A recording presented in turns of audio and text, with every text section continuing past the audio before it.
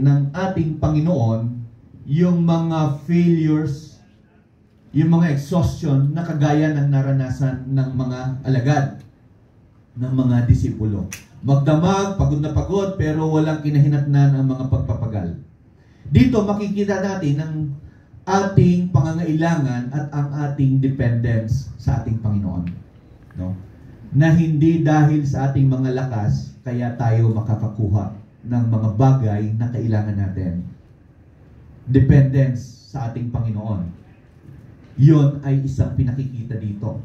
So in this particular passage, failure and problem is the first indicators before disciples met Jesus. No? Bago tinawag ng Panginoon, may na-experience na problem ang mga disipulo. At ito pala, sometimes this is a sign that you are being called. Kapag nakakaranas tayo ng mga pagkakataon na kahit anong pagsusumikap natin parang walang nangyayari, yung mga kinikita natin parang nahuhulog sa buslong butas. No? Ano bang sweldo rito? Katapusan? Katapusan, pastor. Once a month ang sweldo. After 2 weeks pa lang, petsa de peligro na. Ganun ba? No? O parang yung sweldo parang bula. Dumaan lang, no? sa palad. Dumaan lang sa atin. O parang hangin lang na dumaan. Pag sweldo pinadala, ubos na. No? So, minsan po, isa pa pala itong sign na tayo ay tinatawag ng Panginoon kapag ka nakaka-experience tayo, nakaka-encounter tayo ng ganitong mga problema, kamukha nung unang pagkatawag sa mga disipulo. We will encounter problem. And this can be a sign that you are being called.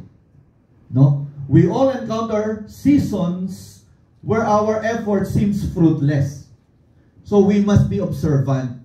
This may be a sign that you are being called. Walang nagtaas na wala silang problema. So we are all being called. Lahat po tayo ay tinawag sa iba't ibang kapamaraanan ng ating Panginoon. Kamukha ng tema natin, tinawag tayo ng ating Panginoon. And we are all body of Christ. Kaya yung unang word doon is unity. Yung binibigyan ng emphasis doon, nag-function tayo, nag-act. Iba't ibang mga parte ng katawan, but in one body. So, ina-expect tayo na dapat nagbubunga, no? Sa pamamagitan ng pagdidisipulo. Alam po ninyo, yung pagdidisipulo or yung word na disciple ay galing sa root word na disciple or yung discipleship. Ito, ang Greek word nito ay mathetes. Ibig sabihin ay isang learner or isang pupil or nag-aaral. Learner means para tayong mga estudyante. Yun po ang ibig sabihin ng disciple. No? We are all disciples of Jesus Christ. Nag-aaral tayo patungkol sa Panginoon, yung kanyang mga prinsipyong itinuturo, yung mga magagandang halimbawa ng ating Panginoon.